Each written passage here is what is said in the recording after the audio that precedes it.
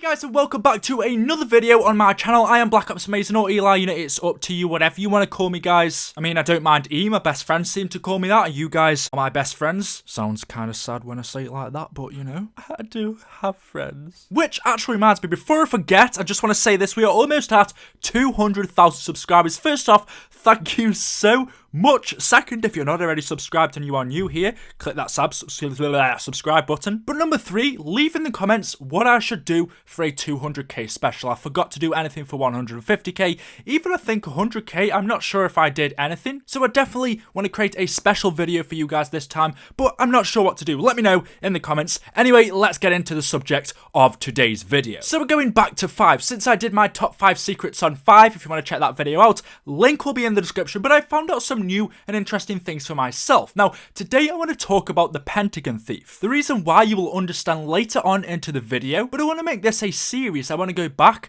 through all of our Call of Duty Zombies maps and take a look at the old Easter eggs. Bring up and revisit the old forgotten Easter eggs we have in Call of Zombies. Take another look at them because maybe these older ones make more sense now we have more information about the Zombies storyline. I want to make these videos into a series, but I'm not quite sure what to call it. Because you know the title, Forgotten Easter Eggs, Revisiting Old Easter Eggs, these are all too common. We need something unique. We need to create a series on this. Or, well, I would love to because, you know, zombies is my passion. So if you guys could come up with a name for this series of revisiting these older Easter eggs, and also let me know if you want to see that in the comment section below. Anyway, finally, let's get into the damn video, man. So, the Pentagon thief. Arguably one of the most annoying characters in our zombies storyline. This guy teleported into the map, stole your freaking weapon, and if you didn't kill him in enough time, then, well, that's your ray gun gone. It's really annoying, but if you did manage to kill him, you could get yourself a free bonfire sale and a max ammo. So there were a few pros to this guy, but mainly cons. This guy was so annoying, but he was really random. We have no backstory on this character, but as I took a deeper look into this guy's history, into what we know about him, into inspecting his clothing, because he is a very interesting character, the information that we don't seem to have about the Pentagon thief, we literally know nothing about him, seems to all disappear, and a load of new questions start to appear. And the main one is, who really is the Pentagon thief? And there's been many speculations and theories behind as to who this character is, but nothing is set in stone. Until this day, Treyarch have never officially given us some information about this guy. They threw him into the map, but have given us absolutely nothing. So once again, it's left down to us to do the work. If you do enjoy the video, want to take a second out of your time now or at the end of the video and want to drop me a like rating, it will put a really big smile on my face because I'm having a great day right now, guys. So here we go. The map 5 takes place in the 60s, during the Cold War. Zombie invasion is broken out inside of the Pentagon, and our 4 heroes, our 4 characters, JFK, Fidel Castro, Richard Nixon, and Robert, we're just gonna call him Robert, his last name is just too complicated, are on a mission to defend the Pentagon. You know what, everything seems to be going fine until this little shit teleports into the map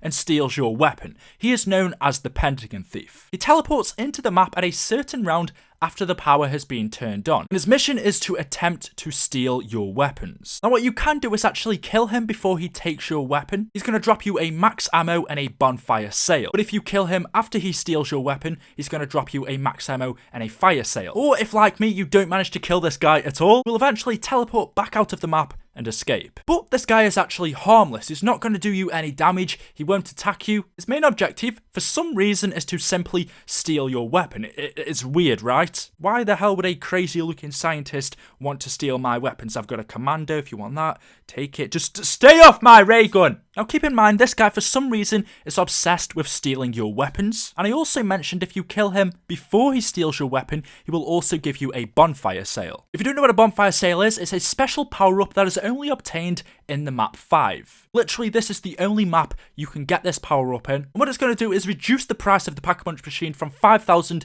to 1,000 points. So it's very useful, but we've only for some reason ever seen it in this one particular map. You've got to ask yourself that. Why have Treyarch only decided to use this awesome power-up that you can get once ever in our zombies experience? So keep those 2 things in mind whilst I carry on with the video. Now that's literally all of the information we know about this guy, but what we can do is speculate. Now the identity of him has never been revealed. Everything about this guy is theory based, but if you take a look at his character, take a look at his face, his tattoos, his clothing, what he is wearing, we can get a good idea of maybe who he is, but where he's actually from and who he works for. Something I didn't know, but whilst looking closer into this character, on his bag, on his satchel, he has the Group 935 logo. Straight away, this tells us this guy works or used to work for Group 935. He was involved with this group in some way. Now, on the thief's bag, there is actually some Illuminati code, or some different code that we aren't used to, but this reads the living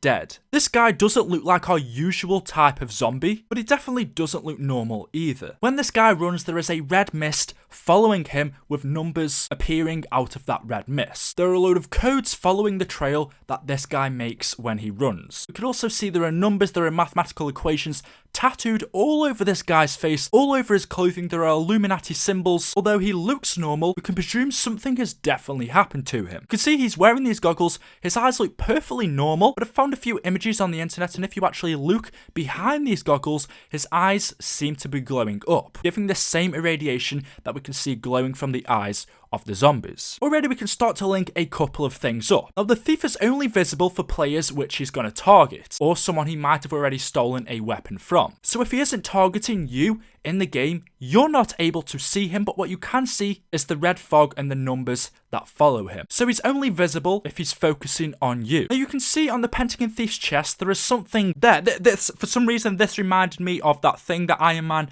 has on his chest, that heart or whatever it is. I can't quite remember right now, but look on the chest or just below, near his stomach area actually, of the Pentagon thief, there is something glowing up. It kind of looks like a button or a mini version of the teleporter, but it's definitely on the chest, on the stomach of the Pentagon thief. So with that, let's link a few things up. This guy has some involvement with Group 935. The strap on his bag says the living dead, and we can definitely tell he is not any normal human being. Though his eyes may look normal through his glasses, looking behind, he has a yellow glow through them. There's also a red mist with numbers following him, and he's only visible to the players that he's going to target in the game. And then now on his chest, on his stomach, he has some kind of button, some type of switch, some type of power core. And although the true identity of the Pentagon thief still isn't revealed, we can at least say he used to work for Group 935. Linking everything up, I would say he was a scientist that, for some reason, was abused, was let down, wasn't taken seriously by Group 935, and whilst at his time working for Group 935, he did something wrong. We don't exactly know what he did for them, what his profession was. I would assume with him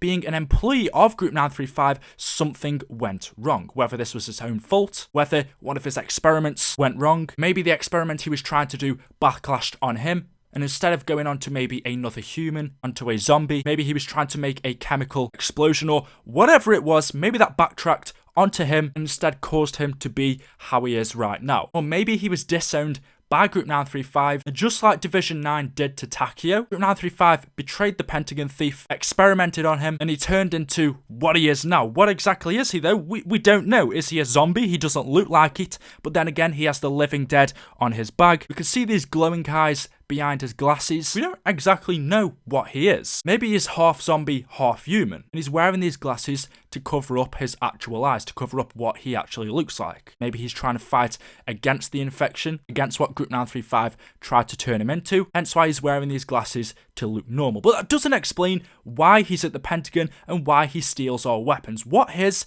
his obsession with these weapons? Why does he want them off us so bad? And also, why is he the only character? Why is this map involving him the only time we've ever seen the bonfire sale? Well, this got me thinking, and it could mean nothing at all, but remember when we Pack-a-Punched in the Giant, Richtofen said this quote about the Pack-a-Punch machine. This machine was built by a good man, a blacksmith in the Old West. I hope I can one day thank him. He said this machine was created by a blacksmith in the Old West, a good friend of mine. Now this could mean something, maybe it's something Troke have thought about, but it came into my head and I just want to point it out. So we have the Pentagon thief who seems to be obsessed with weapons. He seems to be this mad scientist, and he's the only character that's ever dropped a perk that's going to give you a reduced price on using the Pack-a-Punch machine. Now Richtofen said in this quote that the Pack-a-Punch machine was created by a blacksmith in the Old West, a good friend of mine. Now we've never actually seen the Old West of sorts in our zombie storyline. Okay, we had Buried. The town of Buried was an Old Western theme, but that map itself was never based in the Old West. The Old West is in America, a very long time ago. Buried was based in Africa, specifically in Egypt. Obviously, two different locations very far away from each other. We've never had a zombies map in the Old West? Well, we have, okay, we've had Transit, which is in America. We had Area 51. I mean, any map in the US, you could say was in the Old West, but really it's not because the Old West was in the 1800s. We've never had a map in the US from that time. There is literally no evidence. I'm just linking these two things up because I thought it could be interesting and maybe something to talk about. But if you think about it, we have this mad scientist, we have the Pentagon thief who's obsessed with weapons. He also drops a perk that will give you a reduced price on the Pack-a-Punch. This is the only time we've ever seen this. This mad scientist also worked for Group 935. What he did for them, we don't know, but by what he does in 5, we can guess he worked on weapons, experimental weaponry in Group 935, and maybe even the Pack-a-Punch machine. I mean, that is something we use to upgrade our weapons. Maybe the Pentagon thief during his time at Group 935 worked on the Pack-a-Punch, but then the only problem I have with that is Richtofen says the Pack-a-Punch was created by someone in the Old West. And the Old West was in the 1800s. But the Pack-a-Punch machine being what it is, it does look like a very ancient machine. Something magical, something that would have been created in the 1800s, or at least development on it. Maybe the first concept would have been back in the Old West in the 1800s. Now, we don't specifically know how old the Pentagon thief is. We don't have an age for him. For all we know, he could have been around for hundreds, thousands of years. This experiment that happened on him could have caused him not to age. We honestly don't have anything about him, so everything is theory-based. But I'm simply just saying, if we link these two up, the Pentagon thief worked for Group 935. He had this mad obsession with weapons. He is the only person ever to drop a bonfire sale, which is to do with a Pack-a-Punch. And then we have Richtofen saying he knew someone, a blacksmith that worked in the Old West, that created the Pack-a-Punch. Could we possibly link these two up? I mean, we don't know. There's literally no evidence. I was just putting it out there. But forgetting all of that and moving on, there are a couple more things I want to show you. So the first one is the first ever loading screen we got for zombies was Nakda and Toten. This is the loading screen, and as you can see, it doesn't specifically have anything to do with our zombie storyline, or really it doesn't relate to anything major. But we can see down the bottom right, there is someone coming out of a door, a teleporter, we don't know what that is, but there are the same numbers surrounding them that surround and lead off from the back of the Pentagon thief. I mean, also the guy on the left looks like he's wearing glasses, he looks like he has this groomed hair, and also the guy right next to him as well, the hair looks groomed. Once again, for me, looks similar to the Pentagon thief. But then if we go over to the Ascension loading screens, once again we have some scientist looking through a window, and then we also have another person on the right there, and something seems to be happening to them, kind of like they are transforming. And I've seen a few theories around saying that this could also be a reference to the Pentagon thief. This was maybe him before his disaster, before he turned into this thief, into who he is now.